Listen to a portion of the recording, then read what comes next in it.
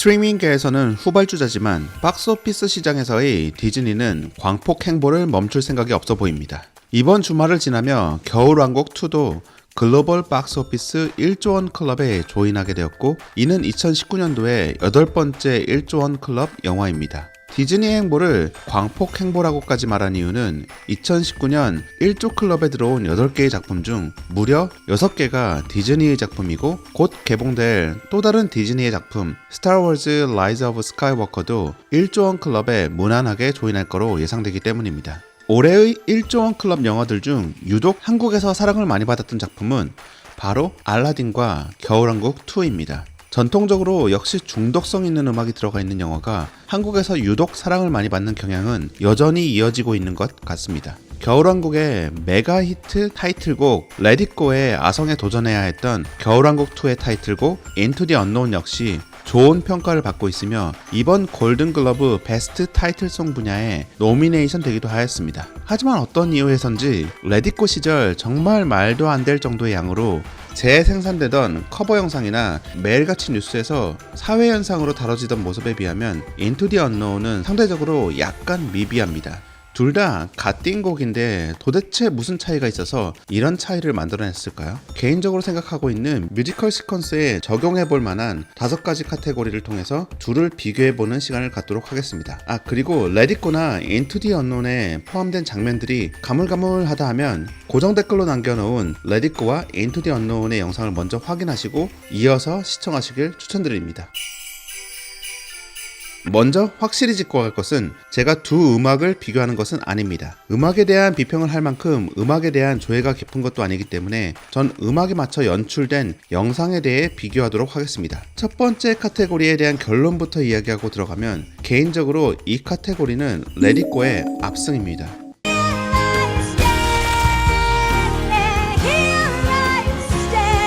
초반에 서서히 독백하듯 노래하는 부분은 감정선과 어우러지게 40여 초 가까이 컷을 쓰지 않으면서 진행되고, 장갑을 벗어던지거나 처음으로 마음껏 마법을 발산하는 장면에서 조금은 과장되었지만 음악에 딱 어우러지는 연출들을 사용하였습니다. 이러한 어우러짐은 얼음 계단을 올라와 한쪽 발로 힘껏 땅을 지려밟으면서 세워지기 시작하는 궁전 장면에서 연출의 상승감이 절정에 다다릅니다. 발부터 시작해 천장의 화려한 샹들리에까지 한 샷으로 이어지는가 하면 외부에서 전체적인 상황을 보여주는 와이드샷부터 얼음 궁전 내부까지 한 샷으로 이어지는 장면, 그리고 확실히 엘사에게 입덕하게 만든 이 드레스 변신 장면과 머리를 푸는 장면, 그리고 도도한 표정으로 음악의 마지막과 함께 문을 꽝 닫아버리는 장면, 어느 하나 버릴 장면 없이 음악과 샷 연출의 찰떡궁합을 보여준 연출이었습니다. 그렇다면 Into the Unknown은 어땠을까요? 일단 뮤지컬로의 전환이 훨씬 서서히 이루어지기 때문에 시퀀스 초반에는 일반적인 컷 연출 방식으로 진행되고 있습니다. 이후 클라이맥스 부분은 Into the Unknown이라는 부분이 처음으로 약간 능동적인 카메라의 움직임이 이어지고, 클라이맥스의 첫 소절과 함께 문을 확 열어제끼면서 엘사가 화면에 등장합니다.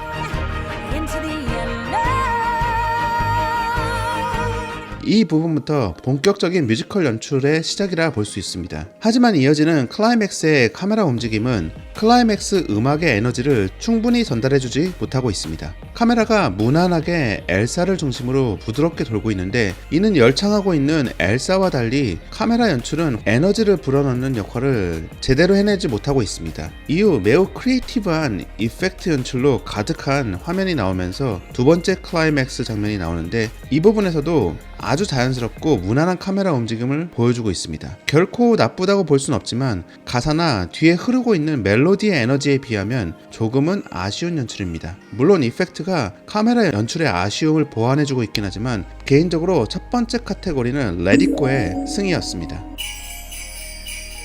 프로덕션 퀄리티 자체도 영상에서 당연히 비교해봐야 할 중요한 부분입니다. 사실 이 부분은 비교할 것도 없이 Into the Unknown의 승입니다. 일단 두 영화의 개봉 시기가 6년이나 차이 나기 때문에 전문가가 아니더라도 6년간 발전된 기술을 대부분의 관객들이 알아차렸을 것입니다. 요즘 회자되고 있는 이런 모델링 디테일뿐만 아니라 애니메이션도 더 섬세해졌고, 이펙트는 뭐 두말하면 잔소리일 만큼 이번 겨울왕국2의 하이라이트였습니다. 단순히 기술적 완성도만 좋은 게 아니라 예술적으로 잘 아트 디렉팅된 고퀄리티 이펙트였습니다. 일단 이 카테고리는 손쉽게 겨울왕국2의 승리입니다.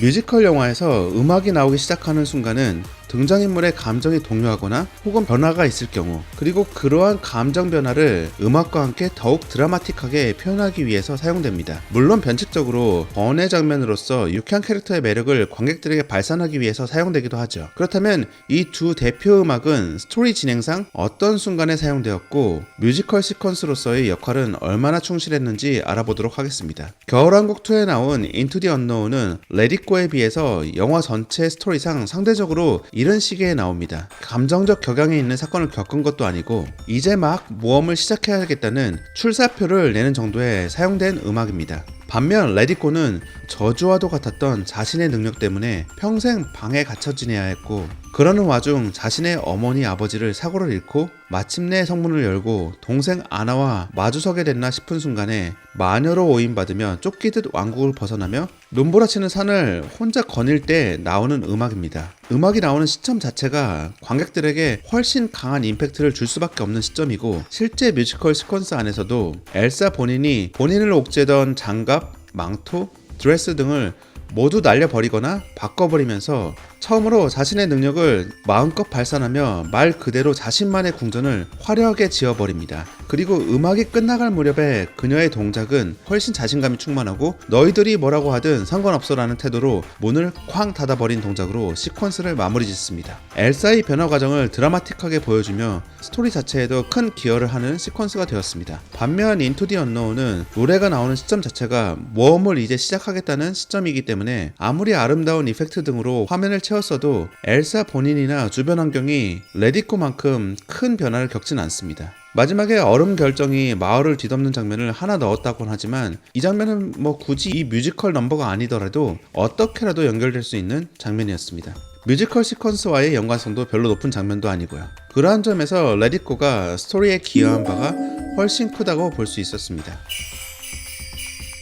그럴 거면 왜 애니메이션으로 만들었냐? 애니메이션이 실사 영화 스토리텔링에서 크게 벗어나지 못했을 때 흔히 듣는 이야기 중 하나입니다. 스토리 자체가 신선해야 하기도 하지만 애니메이션이 실사 영화로부터 사별성을 갖기 위해선 실사 영화에서 보기 힘든 표현의 기발함, 예술성을 포함할 때 애니메이션으로 만들 만한 가치가 있었다고 평가되곤 합니다. 그러한 점에서 올해의 골든글러브 애니메이션 부분에 오른 2019 라이언킹은 개인적으로 이도 저도 아닌 작품이라고 생각합니다. 겨울왕국의 두 시퀀스는 워낙 아름답게 디자인되기도 하였고 예술성이라는 게 주관적인 영역이라 조심스럽긴 한데 제 개인적으로는 인투 디 언노운의 상상 속 세계를 구현한 방식이 꽤나 신선하였고 아름다웠다고 생각됩니다. 엘사가 얼음 궁전을 짓는 장면보다 상상 속의 이미지를 이용해 만들어가면서 훨씬 많은 공을 들였다는 부분이 보였습니다. 그래서 이 카테고리는 인투 디 언노운에게 한 표를 던지겠습니다.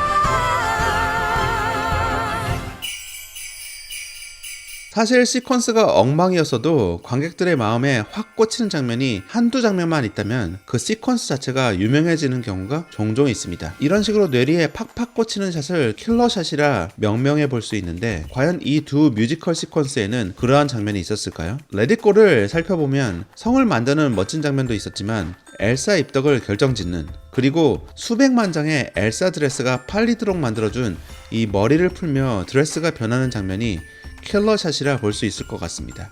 참고로 이 드레스가 변하는 장면의 이펙트는 전에 한번 소개드렸던 유재현 씨가 이펙트를 만든 장면입니다. 파란만장한 재현 씨의 커리어 여정이 궁금하다면 위의 링크를 통해 한번 확인해 보시길 추천드립니다. 인투 디 언논의 경우는 전반적인 예술성도 높고 제작 퀄리티도 높지만 레디꼬의 이 장면과 같은 킬러샷이 딱히 눈에 띄는 것 같지는 않습니다. 이번 카테고리도 레디꼬의 한 표네요.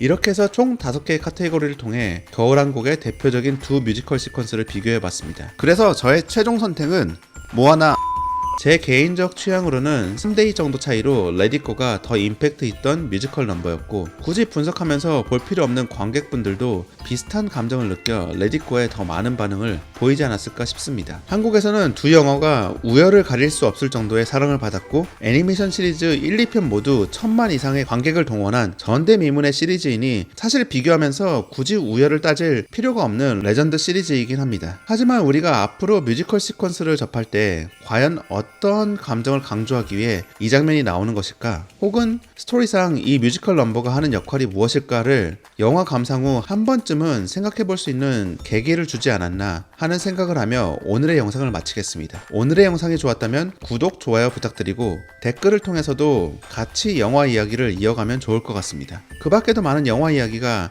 스키몬 필름 플레이리스트에 쌓여있으니 그 영상들도 지금 바로 확인해 보시길 바랍니다. 스키몬 웨스트의 션킴이었습니다.